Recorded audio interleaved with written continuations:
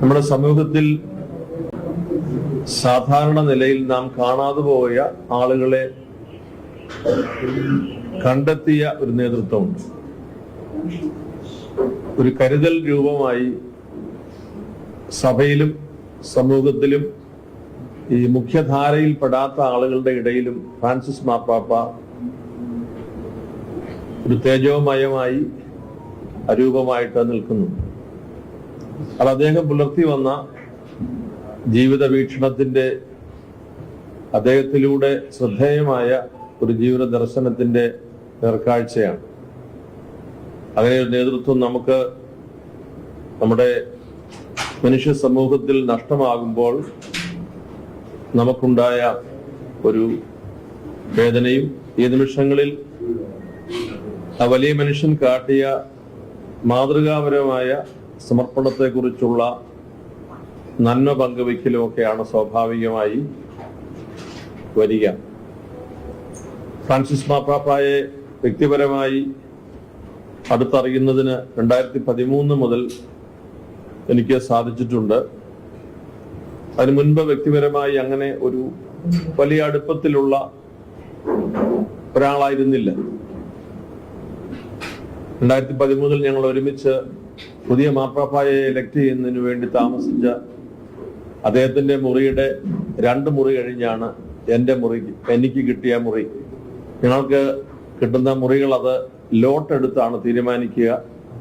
അങ്ങനെ കിട്ടിയതാണ് ഞങ്ങൾക്ക് 2 പേർക്കും എല്ലാവർക്കും താമസ സൗകര്യം.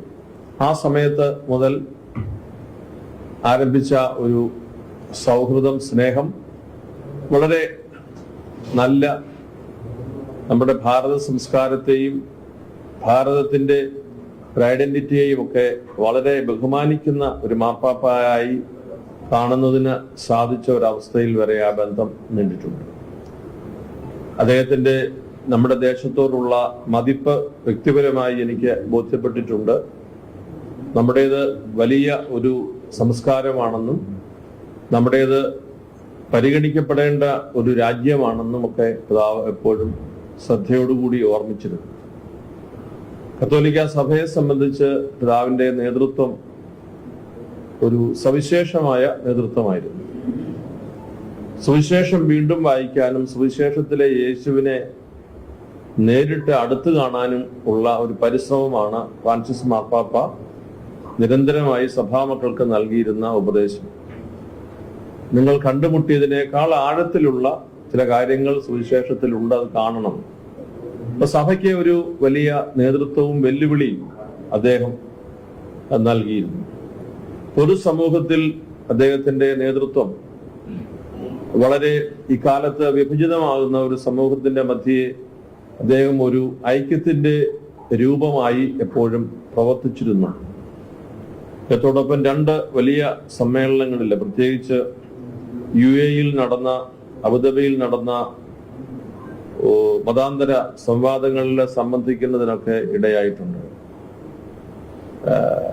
ഫ്രത്തേലി തൂത്തി, നാം എല്ലാവരും സഹോദരങ്ങളാണ് എന്ന തലക്കെട്ടിൽ ഫ്രാൻസിസ് മാർപ്പാപ്പ എഴുതിയ വളരെ പ്രഖ്യാതമായ അപ്പസ്തോലിക ലേഖനങ്ങളുണ്ട്, പ്രബോധനമുണ്ട്. ഒരു തലക്കെട്ടിന്റെ പ്രത്യേകത മാത്രമല്ല, മനുഷ്യ സമീപനത്തിന്റെ പ്രത്യേകതയാണ് ആ തലക്കെട്ടിനെ അങ്ങനെയാക്കിയത്. നാം എല്ലാവരും സഹോദരങ്ങൾ. അങ്ങനെ ഒരു പുസ്തകത്തിന്റെ ഒരു പേരായി ഇട്ടു എന്ന് മാത്രമല്ല, അത് നമ്മുടെ സമൂഹ മനസാക്ഷിയെ ഉണർത്തുന്ന ഒരു സമീപനമായി ജീവിക്കണം എന്നത് പൊതുസമൂഹത്തോട് അദ്ദേഹം നൽകി. ഭൂമിയെക്കുറിച്ച് നൽകിയിട്ടുള്ള വലിയ ഒരു കാഴ്ചപ്പാട് അദ്ദേഹത്തിന്റെ ലൗദാത്തോ സി എന്ന വലിയ ലേഖനത്തിൽ വന്നിട്ടുണ്ട്. ഭൂമിയെ ബഹുമാനിക്കുന്ന, ഭൂമിയെ കരുതുന്ന, ഭൂമിയെ അമ്മയായി പരിഗണിക്കുന്ന ഒരു സമീപനം. മൂന്നാമത്തെ ഒരു പ്രത്യേകത ഞാൻ മനസ്സിലാക്കിയിട്ടുള്ളത് അദ്ദേഹത്തിന്റെ പാവങ്ങളോടുള്ള പരിഗണനയാണ്. മുൻകൂട്ടി സങ്കല്പിക്കാനാവാത്ത ചില പ്രോട്ടോകോളുകൾ ഈ ഫ്രാൻസിസ് മാർപ്പാപ്പ പലപ്പോഴും പ്രകടമാക്കിയിട്ടുണ്ട്. വളരെ ഹൃദ്യമാണ് അദ്ദേഹത്തോടുള്ള സംസാരം, ഇടപെടൽ. അവിടെ മറ്റ് ഫോർമാലിറ്റികളൊക്കെ മാറ്റിവെച്ചാണ് അദ്ദേഹം സംസാരിക്കുക. അദ്ദേഹത്തിന്റെ മുറിയിൽ നിന്ന് പുറത്തിറങ്ങുമ്പോൾ ഇപ്പോൾ അദ്ദേഹം അടുത്ത കാലത്ത് വീൽ ചെയർ ഉപയോഗിക്കുന്നെങ്കിലും അതിനു മുൻപ് അദ്ദേഹത്തെ കണ്ടിട്ട് മുറിയിൽ നിന്ന് പുറത്തു വരുമ്പോൾ പരിശുദ്ധ പിതാവ് കൂട്ടത്തിൽ വരും. രണ്ടാം പ്രാവശ്യം ഞാൻ കാണാൻ നിന്നപ്പോൾ ഞാൻ പറഞ്ഞു, പിതാവ് വരരുത്, ലിഫ്റ്റിലേക്ക് നടന്നു വരികയാണ് നമ്മളെ യാത്രയാക്കാൻ. അപ്പോ ഞാൻ പറഞ്ഞത് പിതാവ് വരേണ്ട കാര്യമില്ല. അപ്പോ അദ്ദേഹം പറഞ്ഞല്ല, എനിക്ക് വരണം. അപ്പൊ അദ്ദേഹത്തിന് is a man of humour. അദ്ദേഹം പറയും, രണ്ട് കാര്യം കൊണ്ടാണ് ഞാൻ ലിഫ്റ്റ് വരെ വന്ന് യാത്രയാക്കുന്നത്. ഒന്ന്, എന്നെ കാണാൻ വന്ന ആള് തിരിച്ചുപോയി എന്ന് ഉറപ്പാക്കണം. അദ്ദേഹം കൂട്ടിച്ചേർത്ത് പറയും, വരുന്നവരൊന്നും ഇവിടുന്നൊന്നും എടുത്തുകൊണ്ട് പോകുന്നില്ല എന്ന് ഉറപ്പുവരുത്തണം. Is a man of humour. അത് ഞാനൊരു കർദിനാൾ എന്ന നിലയിൽ കാണിക്കുന്ന ഒരു സ്നേഹം എന്നത് സ്വാഭാവികമായി നിങ്ങൾ കരുതും. എന്നാൽ ഒരു സാധാരണ മനുഷ്യൻ ചെന്നാലും ഫ്രാൻസിസ് മാർപ്പാപ്പ ലിഫ്റ്റിൽ കൊണ്ട് യാത്രയാക്കിയിട്ട് തിരികെ പോവുകയും. ഇതൊരു സാധാരണ ഒരു ക്രമമല്ല ഒരു മാർപ്പാപ്പയെ സംബന്ധിച്ച്.